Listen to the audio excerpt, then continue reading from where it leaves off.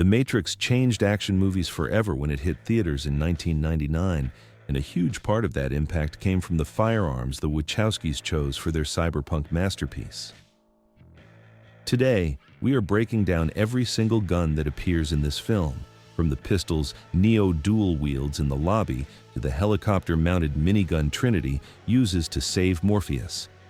This is the complete armory breakdown. If you are into movie gun breakdowns, hit that subscribe button so you do not miss the next one. Let us start with the handguns, because the Matrix is absolutely loaded with them. The most iconic pistol in the entire film is the Beretta 92 FS Inox, the stainless steel version of the standard Beretta 92. This is the gun Neo carries through most of the movie after he gets unplugged from the simulation. The 92 FS fires 9x19mm parabellum rounds from a 15-round double-stack magazine. It uses a short recoil operation with a falling locking block, and the whole thing weighs about 950 grams unloaded. Beretta designed this pistol back in 1975 in Italy, and the United States military adopted a version of it as the M9 service pistol in 1985. You will see this exact gun in the hands of police forces and militaries across more than 30 countries worldwide. In The Matrix, the props department chose the Inox model specifically because the stainless finish looks incredible on camera, especially during the slow-motion bullet time sequences. When Neo and Trinity walk into that government lobby, the chrome finish catches the light in a way that black guns simply cannot match. Did you notice this detail on your first watch? But here's the part most people miss. Trinity carries something different. Her signature sidearm throughout the film is the Beretta 84 FS Cheetah, a compact pistol chambered in .380 ACP. This gun holds 13 rounds in the magazine and measures just 172 millimeters in overall length, making it perfect for concealment.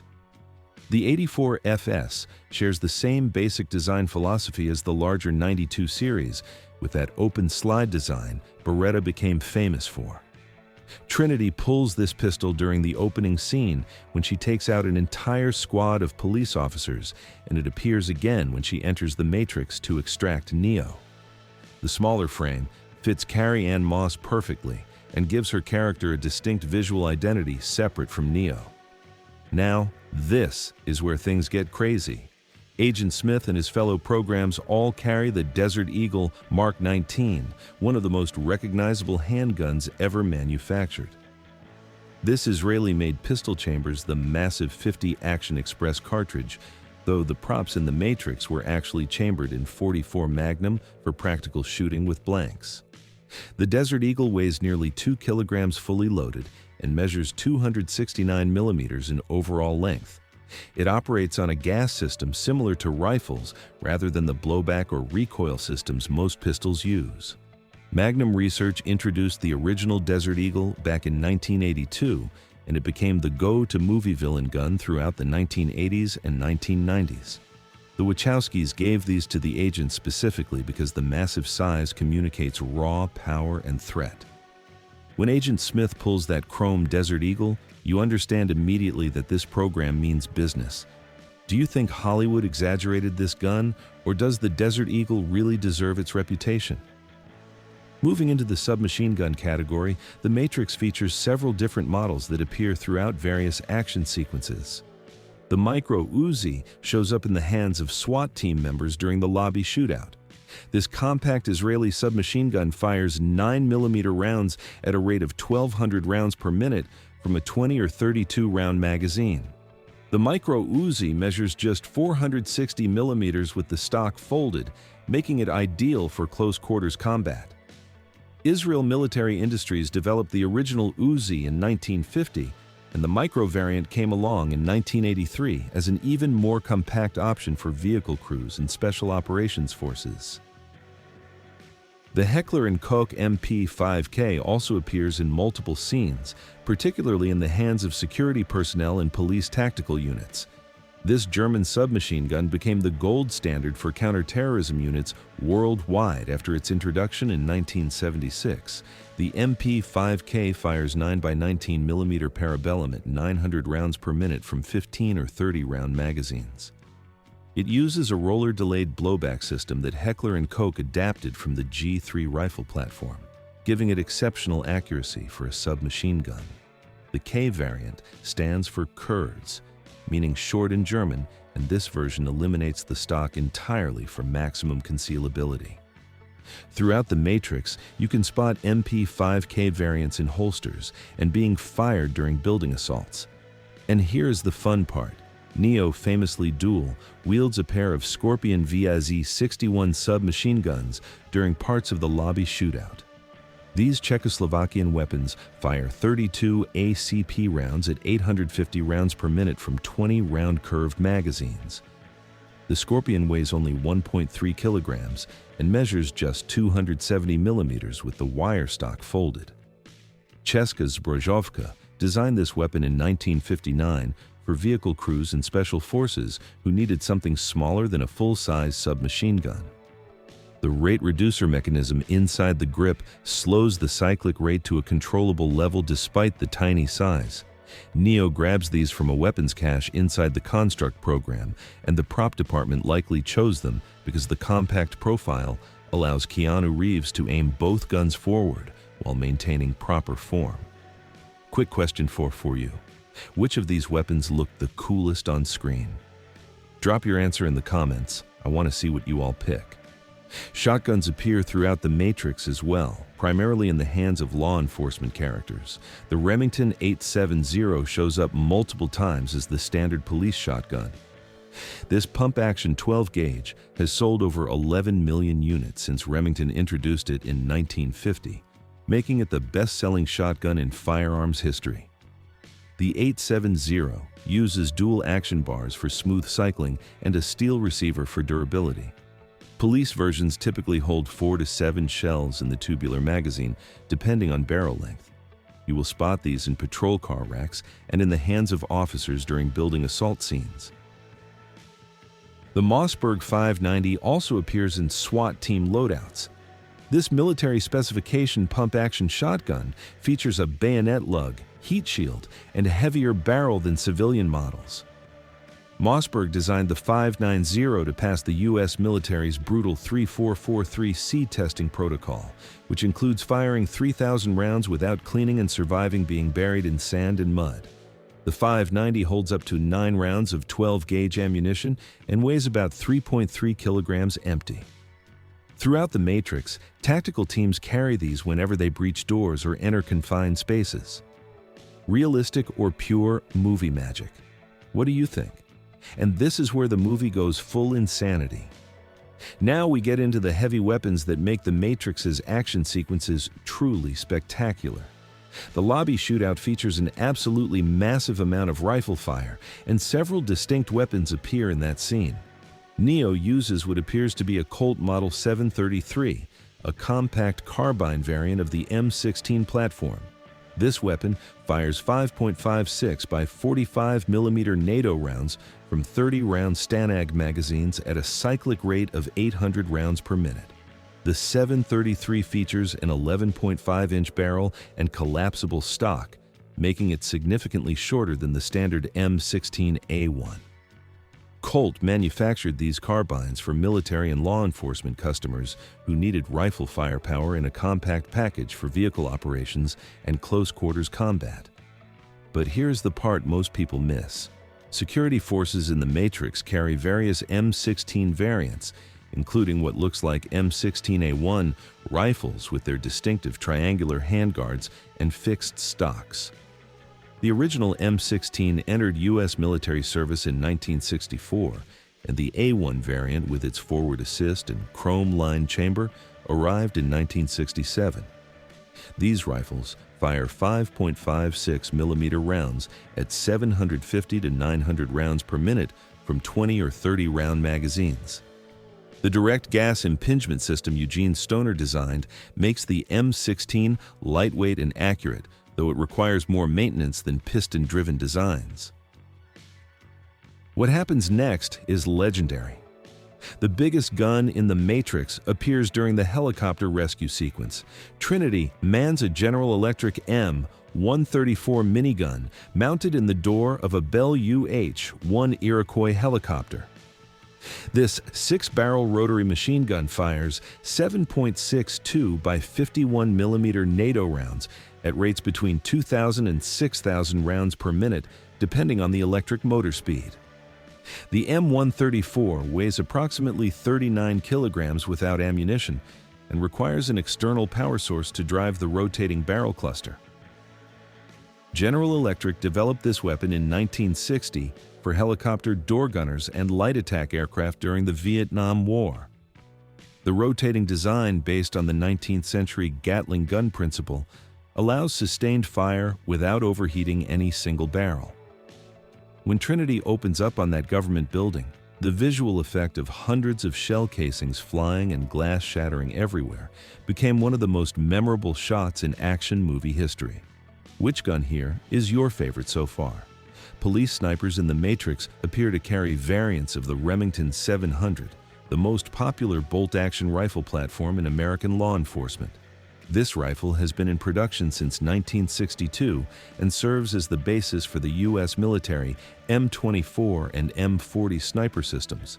The push-feed bolt action delivers exceptional accuracy, and Remington offers the 700 in dozens of calibers from .223 Remington up to .458 Winchester Magnum.